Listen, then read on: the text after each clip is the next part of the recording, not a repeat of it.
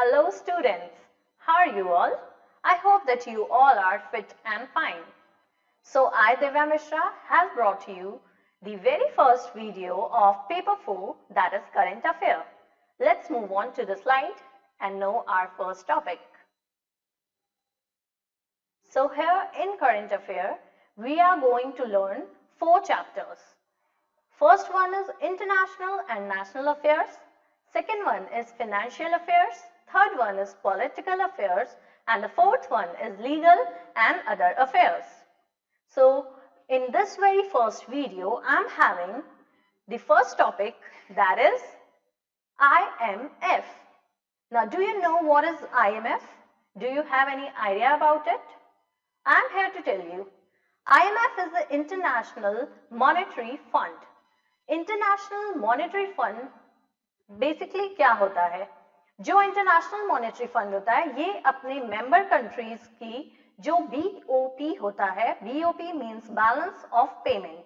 Balance of payment जब भी किसी भी कंट्री का एडवर्स में जाता है, एडवर्स मींस जब आपके इंपोर्ट्स ज्यादा हो जाते हैं और आपके एक्सपोर्ट कम हो जाते हैं, मींस आपकी जो इनकम है वो कम हो रही है और आपको पेमेंट ज्यादा करनी पड़ी, आपके एक्सपेंडिचर्स ज्यादा हो रहे हैं, ऐसे कंडीशन में बीओपी एडवर्स में चला जाता है।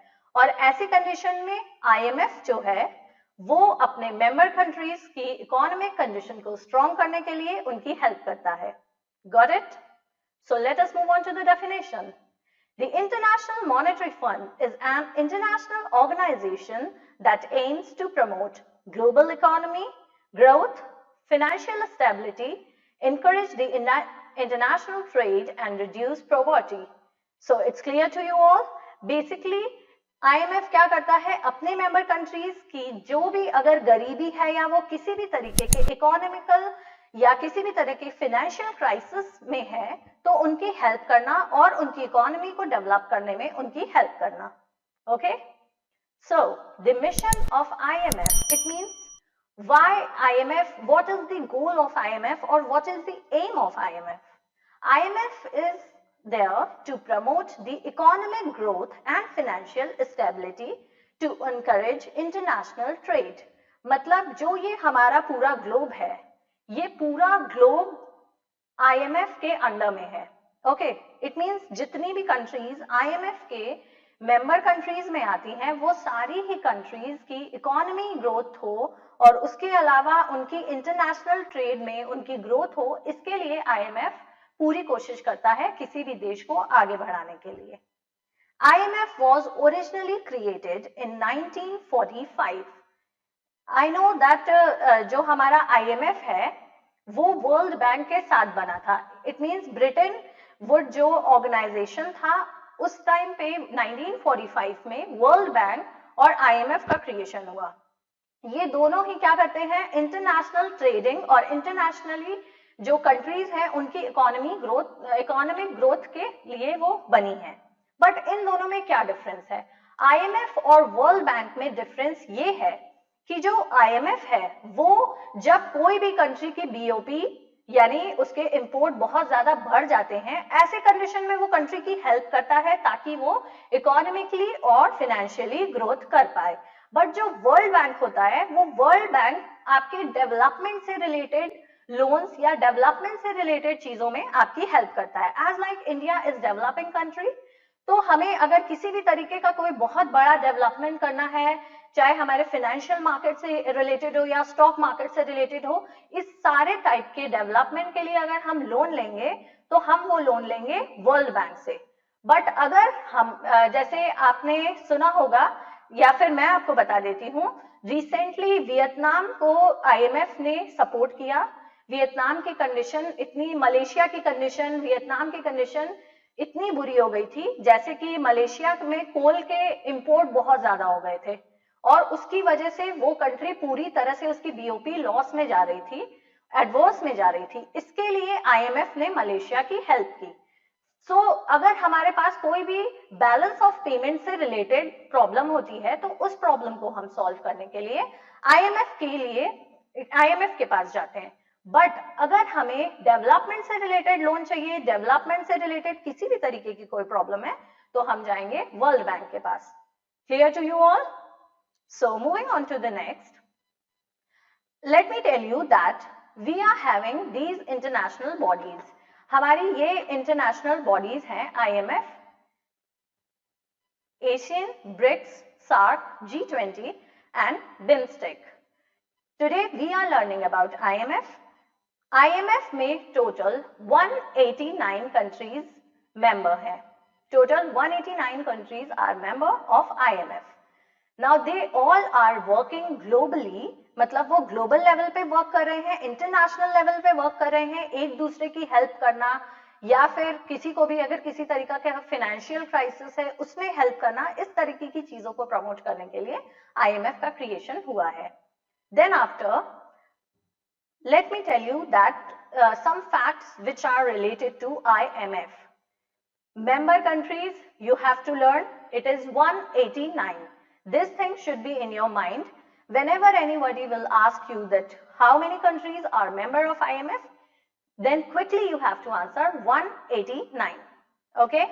Second thing that we have to learn and keep in our mind is headquarter of IMF.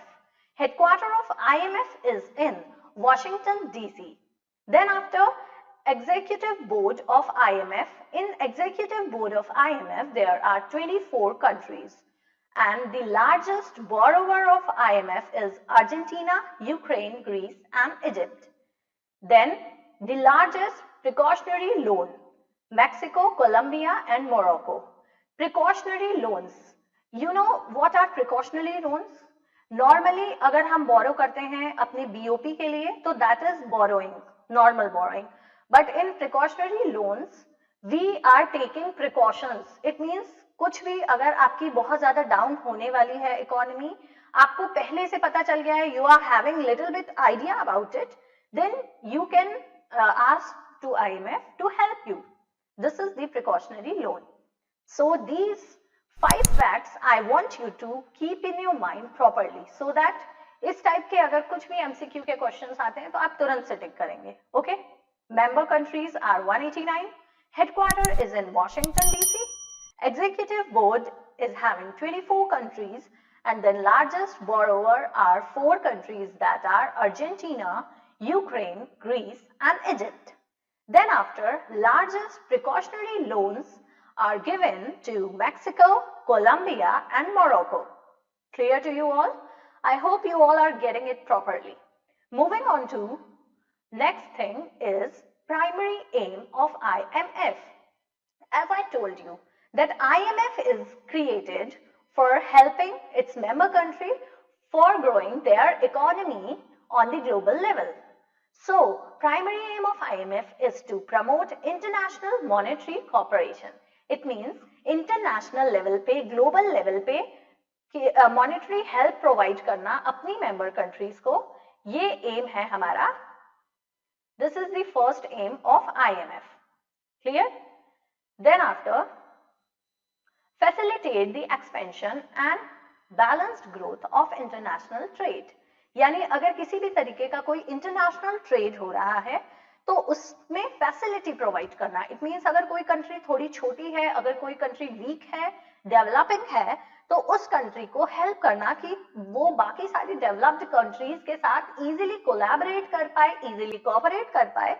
इसके लिए आईएमएफ पूरी तरह से लगा रहता है अपनी कंट्रीज की डेवलपमेंट में. Then after, promote the exchange stability. It means whatever the exchange rates are going on, IMF is there to maintain their stability. Stability मतलब होता है ठहराव. Exchange rates क्या होती हैं? जैसे हमारी करेंसी कुछ और है, अदर कंट्रीज की करेंसी कुछ और है, तो पूरे ग्लोब पे जितनी भी कंट्रीज हैं उन सभी की करेंसी कुछ ना कुछ और ही होती है. Like different currencies are there. तो जो उनके करेंसी का वैल्यू होता है वो होता है exchange rate. As you people might be knowing very well कि हमारा जो कुवैती दिनार है वो सबसे महंगी करेंसी मानी जाती है. इट मींस उसका एक्सचेंज रेट सबसे ज्यादा है. So what is the exchange stability? It means वो स्टेबल रहे, बहुत ज्यादा फ्लक्चुएट ना करे कि अगर इंडियन रुपी के मुकाबले में आज 50 है तो कल 70, फिर 100.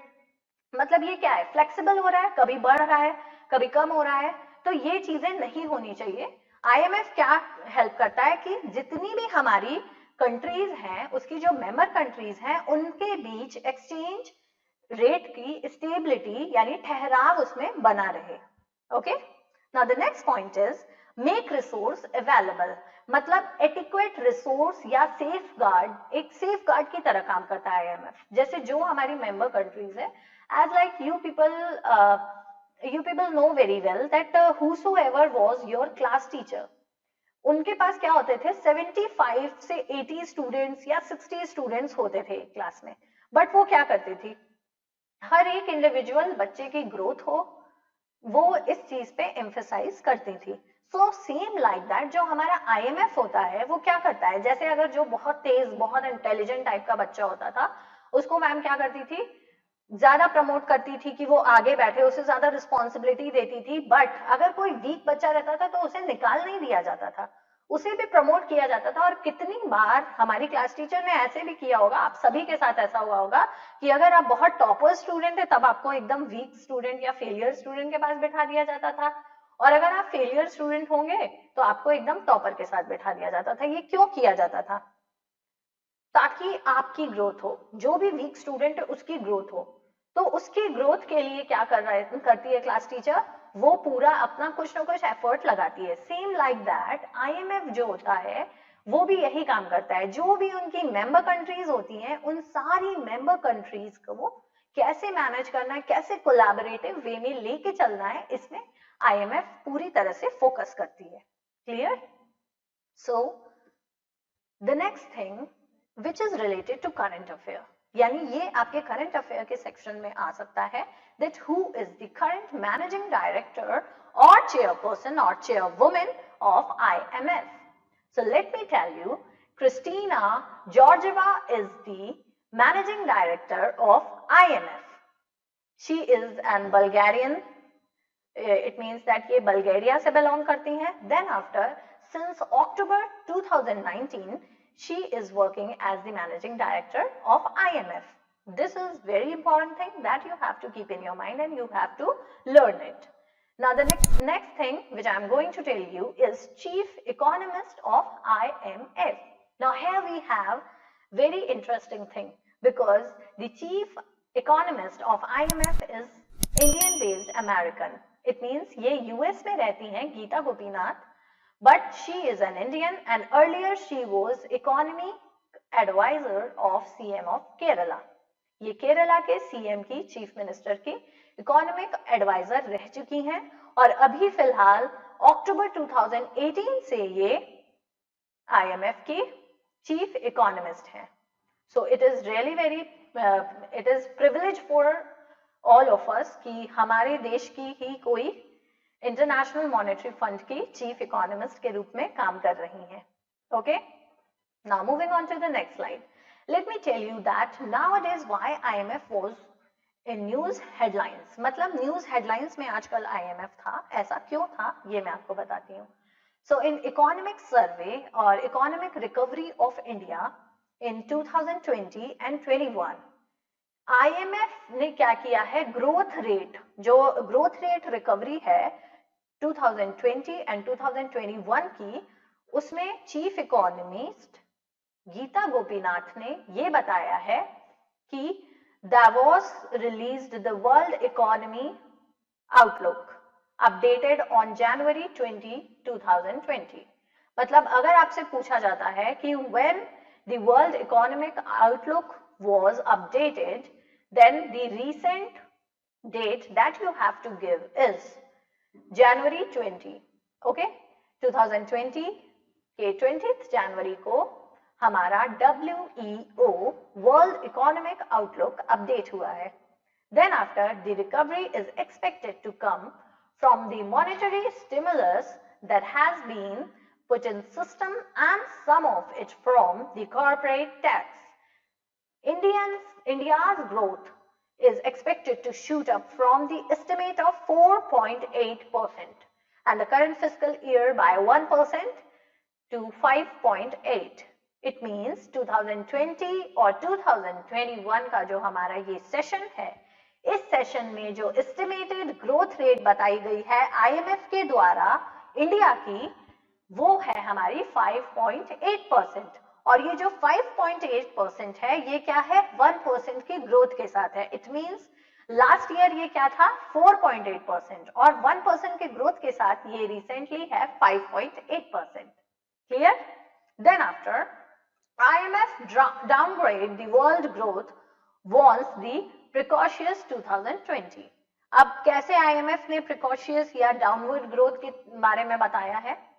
IMF caution there is an abundance in potential trigger for the situation to turn negative quickly and including the possibility of US traffic on China or on Europe autos as well as no deal, Brexit and the high debt level in many countries। मतलब IMF ने ये declare किया है कि बहुत सारी उसकी countries में जो हमारी डेट रेट है, मतलब लोन लेने की, बोरो करने की जो रेट है वो बहुत ज्यादा हाई होती जा रही है। IMF has declare this thing for 2020, यानी 2020 अभी आएगा तो उन्होंने ये डिक्लेयर किया है, पहले से प्रिकॉशन ले ले वो सारी कंट्रीज जिनके बारे में हाई डेट लेवल की अपडेशन हुई है। Then after global trade tension and global trade tension क्या होता है, uncertainty are shaping the strength of world economy which faces the precautious 2020। तो जो IMF है जुलाई 2019 में इसने क्या बताया है कि जो हमारा ग्लोबल ट्रेड टेंशन है, मतलब ग्लोबली जो भी ट्रेडिंग हो रही है, इंटरनेशनली जो भी ट्रेडिंग हो रही है, उसमें कुछ प्रॉब्लम्स आ सकती हैं, उसमें कुछ टेंशन्स आ सकती हैं। वर्ल्ड इकोनॉमी को वो क्या करेगा, स्ट्रेंथ मतलब उसको मजबूत भी कर सकता है और उसको डाउनफॉल की तरफ भी ले जा सकता है। इसीलिए इसने 2020 को क्या बोला है, प्रिकैरियस बोला है। ठीक है, और ट्रेड कॉन्फ्लिक्ट यानी ट्रेड के टाइम पे, बिजनेस के टाइम पे किसी तरीके की कॉन्फ्लिक्ट होती है, किसी तरह की जो भी प्रॉब्लम्स आती हैं, जैसे कुछ भी अगर किसी भी कंट्री के बीच कॉन्फ्लिक्ट होता है, कुछ झगड़ा होता है, कुछ प्रॉब्लम्स आती हैं, तो वहां पे क्या करेंगे, under cutting investment and IMF urge the countries to use tariff in place of negotiation. मतलब IMF ने अपने खुद के टैरिफ्स इशू किए हैं और IMF क्या कहता है कि नेगोशिएशन करने की बजाय सारी कंट्रीज क्या करें, उस ट्रैफिक को फॉलो करें। Clear? Then after the projected growth, मतलब प्रोजेक्टेड ग्रोथ 2020 की कितनी बताई गई है, it is presumed that there will be stabilization in currently stress emerging market। मतलब अभी currently जो हमारा मार्केट चल रहा है ये थोड़े स्ट्रेस में चल रहा है, इसमें थोड़ी बहुत स्टेबिलिटी हो सकती है, that IMF has said। Then after one more thing is there, market and developing economies and progress toward the resolving trade policy differences। मतलब जो भी ट्रेड पॉलिसी डिफरेंसेस है, मतलब जैसे हर एक कंट्री की अपनी खुद की पॉलिसी होती है ट्रेडिंग करने की, तो वो उस पॉलिसी को फॉलो करते हैं किसी अदर कंट्री के साथ किसी भी तरीके के ट्रांजैक्शंस करने के लिए। तो यहाँ पे क्या है, IMF ने कहा है कि जो प्रोग्रेस हमारी होती है, डेवलपिंग इकोनॉमीज जिन जिन कंट्रीज की हैं, अगर उनमें किसी भी तरीके की ट्रेड पॉलिसी डिफरेंसेस आते हैं तो उन डिफरेंसेस को सॉल्व करने के लिए IMF है वहां पे। ओके, देन आफ्टर, और जो IMF है वो हमारी जितनी भी उसकी मेंबर कंट्रीज हैं, अगर उसमें किसी तरीके का भी इकोनॉमी डाउन जाता है, इकोनॉमिक प्रॉब्लम आती है, या फिनेंशियली या ट्रेडिंग से रिलेटेड इंटरनेशनल ट्रेडिंग की वजह से अगर किसी भी तरीके का डाउनफॉल होता है, तो वहां पे IMF क्या करता है, उनके बीच कोलैबोरेशन करवा के उनके ट्रेडिंग में जो भी कॉन्फ्लिक्ट्स हुए उन्हें रिजॉल्व करता है। Clear everyone?